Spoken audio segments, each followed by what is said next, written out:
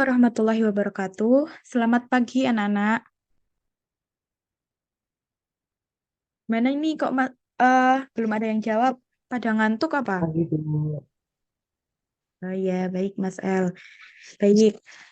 Sebelum kita mulai pembelajaran hari ini, mari kita berdoa terlebih dahulu. Berdoa mulai.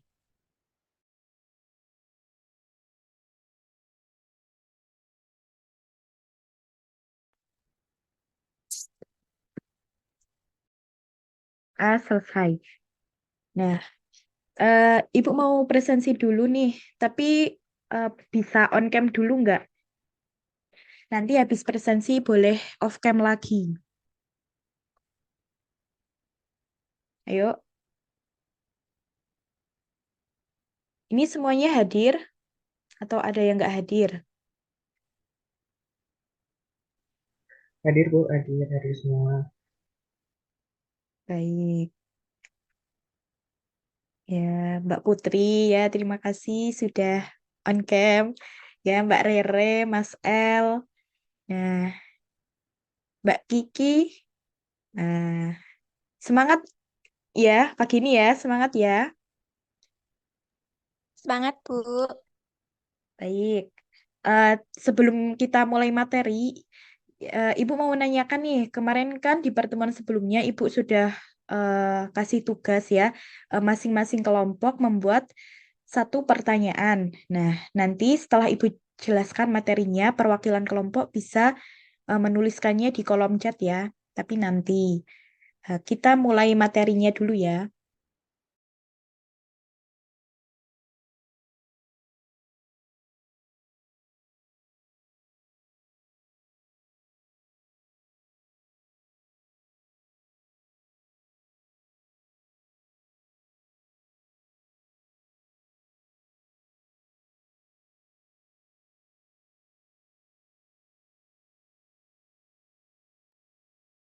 Share screen Ibu udah terlihat? Sudah, Sudah. Udah. Bu. Baik. Kita melanjutkan materi ekologi dan keanekaragaman hayati Indonesia dengan topiknya itu perbedaan keanekaragaman hayati di Indonesia dengan belahan dunia lainnya.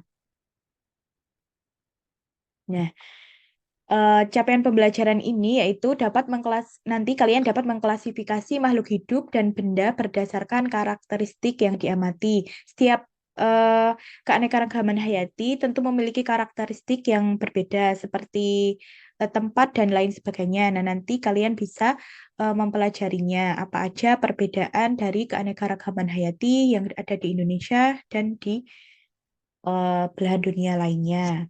Kalian juga nanti mengidentifikasi dan menjelaskan ya, itu sebagai tujuan pembelajaran kita pada hari ini. Sebelum kita bahas lebih lanjut, ingin mengulas keanekaragaman hayati yang telah kita pelajari sebelumnya ya, sedikit saja. Keanekaragaman itu di dalam makhluk hidup bersumber dari daratan, lautan, dan ekosistem, baik di perairan maupun kompleks-kompleks ekologi yang merupakan bagian dari keanekaragamannya, mencakup keanekaragaman di dalam jenis, antar jenis, dan ekosistem atau hubungan antara makhluk hidup dan lingkungannya. Terlebih jika dibedakan dengan keanekaragaman hayati di belahan dunia, tentu memiliki perbedaan maupun persamaan. Nah, dan itu tuh nanti bisa dapat diidentifikasi. Nah, sebelum kita lanjutkan, kalian bisa amati kedua gambar ini tuh gambar apa? Pohon berbunga. Kelihatannya sama nggak,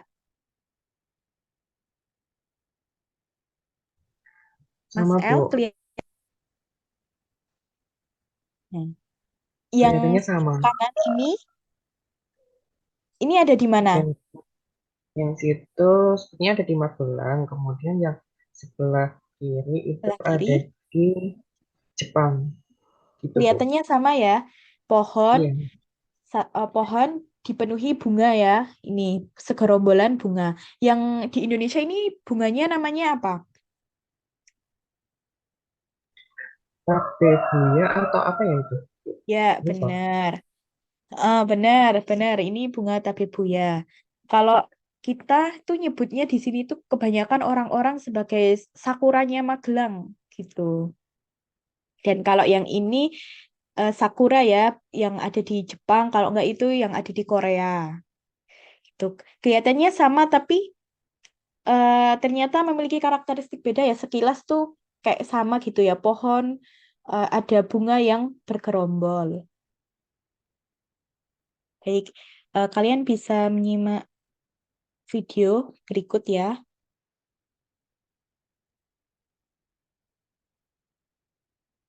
Videonya kedengeran nggak?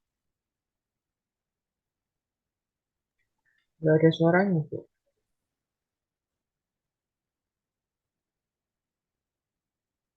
Sekarang masih nggak ada atau kecil?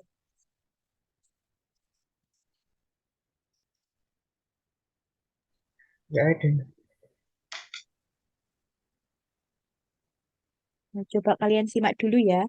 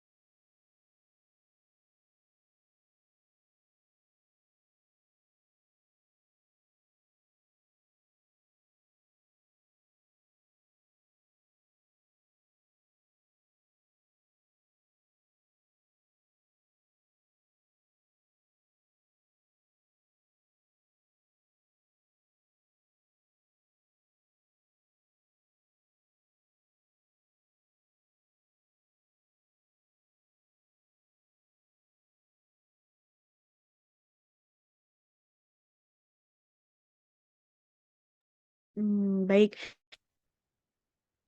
Kayaknya suaranya nggak muncul ya di kalian. Jadi, eh, sambil Bu jelaskan ya di Indonesia, ini memiliki keanekaragaman hayati.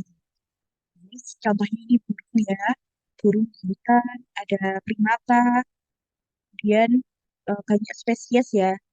Di tumbuhan pun juga ada jamur, ada tanaman-tanaman, palem. Palem pun kita memiliki berbagai macam ya.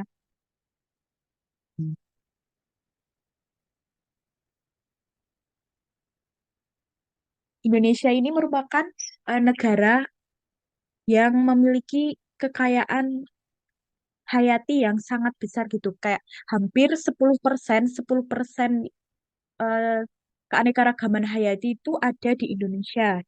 10% dari dunia gitu. Jadi Indonesia sangat kaya ya akan keanekaragaman hayati. Nah, selain itu letak Indonesia ini ada di daerah tropis gitu ya. Indonesia juga dilewati garis khatulistiwa. Nah, ini menambah alasan ya, alasan bahwa Indonesia ini memiliki keanekaragaman. hayati yang sangat melimpah gitu, sangat banyak gitu. Tanahnya juga subur. Kita juga punya gunung yang banyak gitu. Faktor eh, pegunungan ini juga sangat mendukung ya, karena di gunung kan ada berbagai macam tanaman dan hewan yang hidup di sana gitu.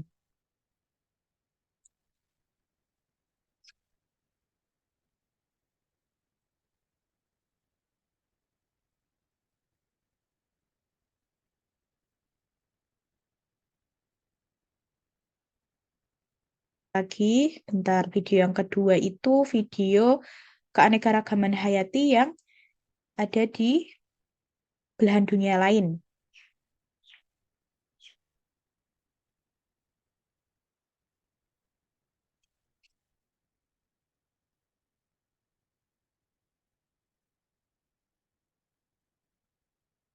Nah, ini di Cina.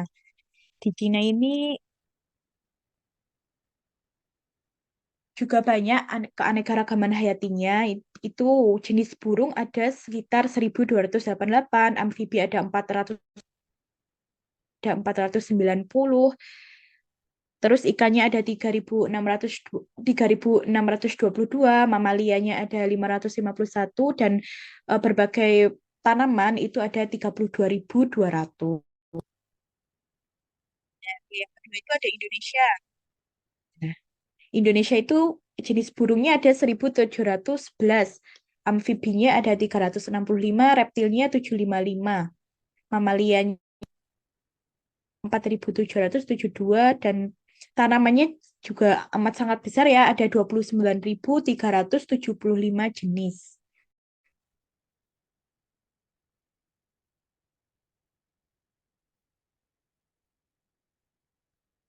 Urutan ketiga ada India.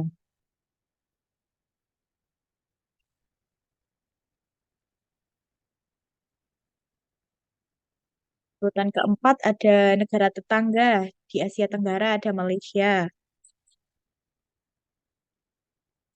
Mamalianya aja ada 363. Kemudian ini yang keempat nih ada Thailand.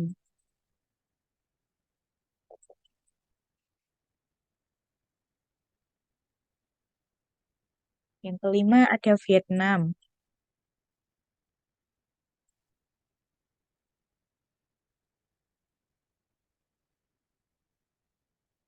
Yang keenam ada Filipina.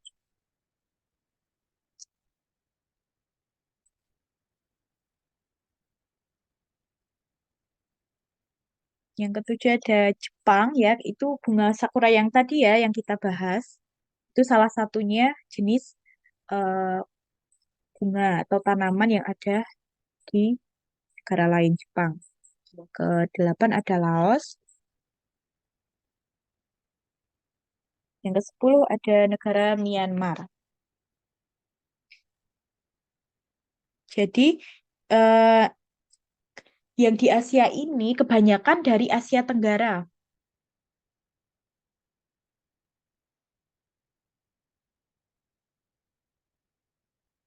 Kebanyakan dari Asia Tenggara ya. Dan Indonesia yang memimpin keanekaragaman hayati yang terbesar gitu.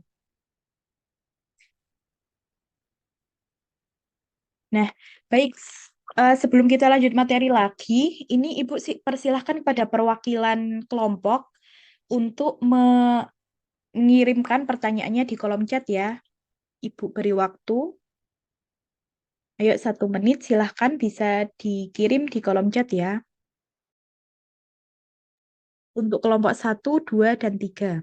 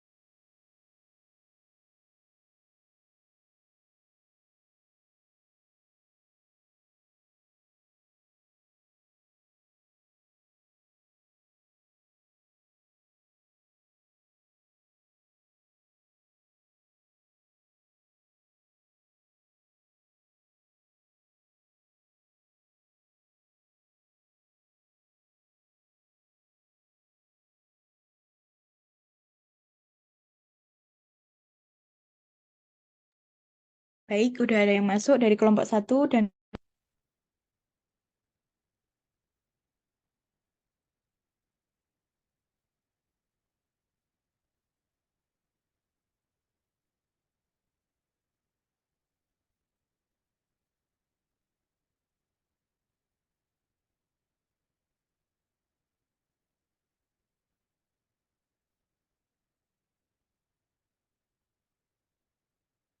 baik, ini kurang kelompok 3 ya.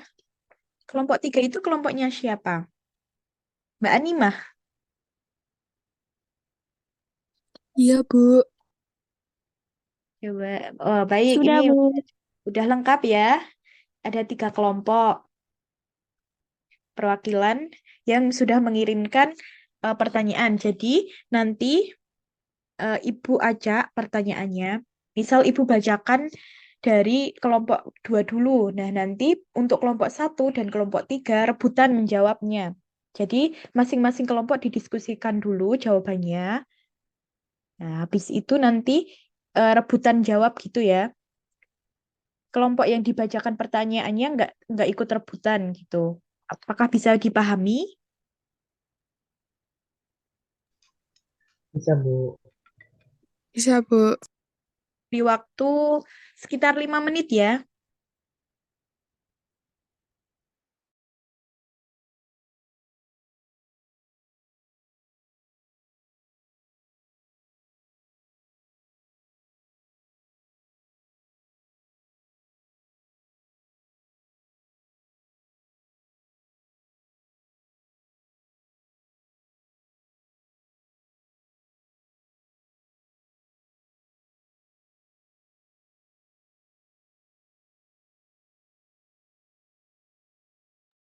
Baik, udah siap ya? Ibu mau bacain pertanyaan dari kelompoknya Mbak Animah dulu. Jadi nanti rebutan ya. Apa yang menyebabkan pelestarian keanekaragaman hayati di Indonesia harus mulai dilakukan sekarang juga? Bisa kelompok 2, silahkan.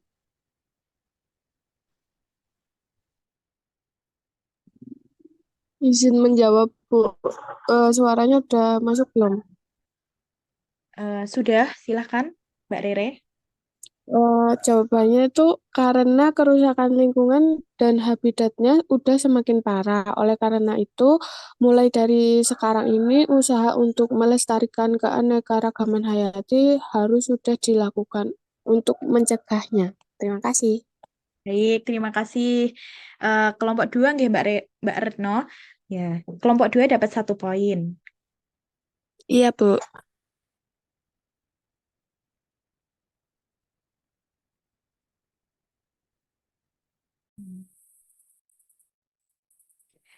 Baik, untuk pertanyaan selanjutnya dari pertanyaannya, apa yang menyebabkan keanekaragaman hayati di Indonesia cukup tinggi?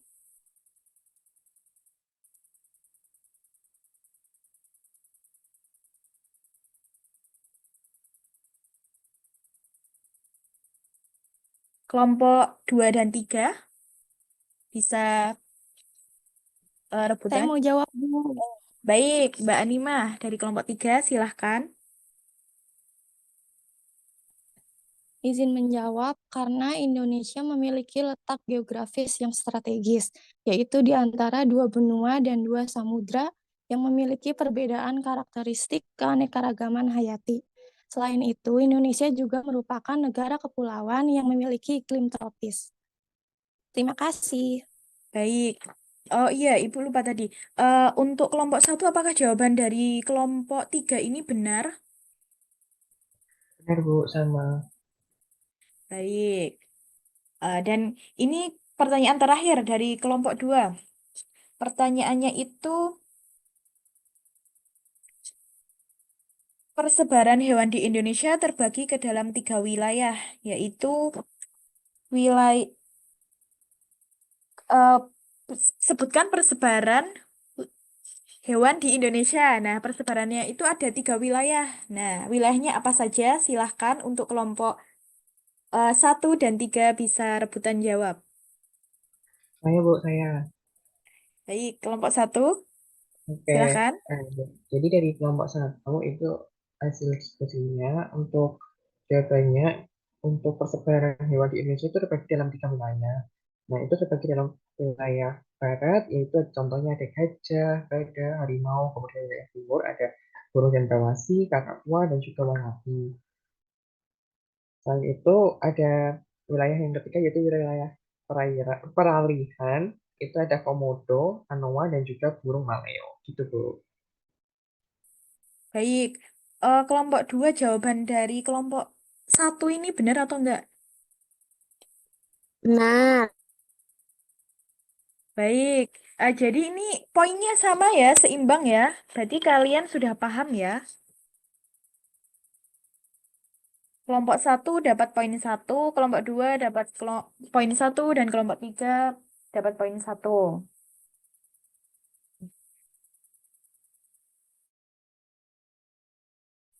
Baik, karena kalian sudah mulai memahami materi kali ini, kita lanjutkan materi selanjutnya ya. Eh, Pembahasan selanjutnya.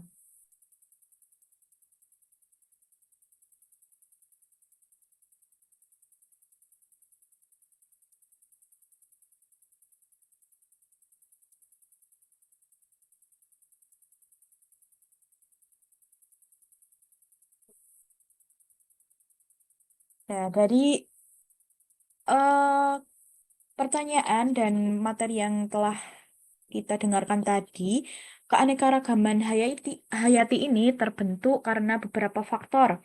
Yang pertama ada faktor keanekaragaman tingkat genetik, faktor keanekaragaman tingkat jenis atau spesies, dan faktor keanekaragaman tingkat ekosistem. Jadi seperti yang telah disebutkan barusan oleh kelompoknya Mas L gitu jawabannya, persebaran hewan di Indonesia itu ada 3 wilayah. Ini masuk ke faktor ekosistem juga, lingkungan yang berbeda menjadikan keanekaragaman hayati juga berbeda. Itu. Kemudian tadi ada dari pertanyaan kelompok 3 yang diajukan kelompok 3 itu kerusakan lingkungan habitat yang ada di Indonesia ya, apa keanekaragaman itu harus dilakukan. Itu karena ada beberapa ancaman keanekaragaman hayati yang ada di Indonesia. Di antaranya ada perubahan lahan. Perubahan yang tadinya hutan dirubah menjadi perkebunan seperti perkebunan sawit. Tentu ini bisa mengubah konstruksi tanah gitu. Jadi daerah serapannya berkurang, jadi bisa menimbulkan bencana, nggak hanya merugikan manusia, tapi juga hewan dan tumbuhan karena spesiesnya jadi semakin sedikit, hewan-hewan pun jadi nggak ada tempat tinggalnya. Kemudian yang kedua, ancaman yang kedua itu ada eksploitasi berlebihan. Yang ketiga ada invasi spesies dan penyakit. Itu bisa menyerang berbagai keanekaragaman hayati. Yang, seperti yang kita tahu itu kalau eh, hewan gitu ya ada namanya flu burung gitu. Itu bisa mengancam juga mengancam keanekaragaman hayati. Kalau ada flu burung tentu hewan-hewan ternak dan semacamnya itu bisa punah, bisa berkurang populasinya. Kemudian yang keempat ada polusi dan yang kelima ada perubahan iklim. Iklim yang buruk pun bisa merusak keanekaragaman hayati. Tuh. Nah, sebelum Ibu tutup, apakah ada yang ingin bertanya? Tidak, Bu. Tidak. Saya, Bu. Bu. Oh, ya, Mbak Laura, silahkan. Ibu izin bertanya, bagaimana cara menjaga keanekaragaman hayati di Indonesia agar tetap terjaga ya, Bu? Gimana ya? Ya, Kasih, Bu. baik, terima kasih pertanyaannya Mbak Laura, bagus ya. Sebelum Ibu jawab, ini dari teman-teman yang lain, anak-anak yang lain, ini mau coba jawab nggak? Apa upaya ya, Mbak? Mbak Laura. Jadi kayak upaya agar kelestarian keanekaragaman hayati di Indonesia ini tetap terjaga gitu ya Mbak Laura. Iya, Bu. Nah, apakah ada yang mau menjawab dari teman-teman yang lain? Ibu beri kesempatan dulu. Silahkan. Izin menjawab, Bu, dengan tidak berburu secara liar. Mungkin itu. Kalau berburu secara liar itu contohnya ini ya. eh, Misal burung seperti burung cendrawasih yang ada di Papua ini. Ibu kasih contoh burung cendrawasih itu kan bagus ya, cantik gitu ya. Bulunya, warnanya, bulunya itu panjang gitu, warnanya menarik juga. Kalau diburu terus itu bisa punah. Contohnya seperti itu. Kalau perburuan liar itu harus dikurangi dan itu ada undang-undangnya atau hukumnya yang mengatur tentang perburuan ini dan jelas dilarang oleh negara karena bisa em, mengancam atau menjadikan hewan yang hewan cendrawasih ini kan endemik dari Indonesia. Jadi untuk melindungi agar tetap lestari dibuat undang-undang dan kalau ada yang melanggar diberi sanksi. Nah, selain itu mulai dari bidang pertanian nih, Mbak Laura dan teman-teman, bidang pertanian itu kita harus jaga. Jadi tidak asal kalau mau buka perkebunan itu tidak asal menebang pohon, harus ada tetap menjaga lingkungan gitu. Kita memang membutuhkan kelapa sawit untuk dibuat minyak, tapi kita juga tidak asal untuk eh, membuat perkebunan. Kita harus bisa peka gitu ya sama lingkungan lain gitu. Baik, apakah jawaban Ibu sudah menjawab ini, Mbak Laura?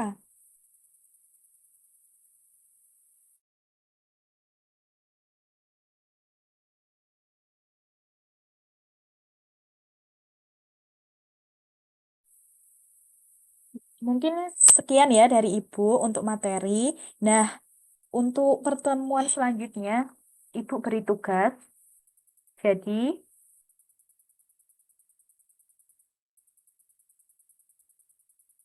kalian bisa mengerjakan lembar tugas ini. Ini dikerjakan individu ya. Jadi, eh, taman hayati baik flora, tumbuhan, dan fauna hewan yang ada di setiap benua. Dan di masing-masing benua itu kalian menyebutkan 2 negara. Di contohnya di benua Asia, negara Indonesia gitu. Kondisi geografisnya apa? Kondisi geografisnya itu seperti Indonesia terletak di daerah tropis. Indonesia keadaannya itu banyak pegunungannya dan floranya apa, faunanya juga apa gitu. Itu berlaku di setiap benua. Ada benua Afrika, Australia, Amerika Utara, Amerika Selatan, Antartika, dan Eropa. Nanti kalian juga bisa mendidikan keanekaragaman hayati di masing-masing negara dan benua ini. Apakah tugasnya bisa dipahami? Paham, Bu. Kan filenya lewat WhatsApp ya.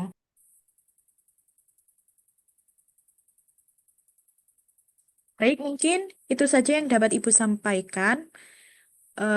Kurang lebihnya mohon maaf. Semoga bermanfaat. Semoga kita dapat bertemu di pertemuan selanjutnya dalam keadaan sehat. Sebelum kita tutup, mari berdoa terlebih dahulu.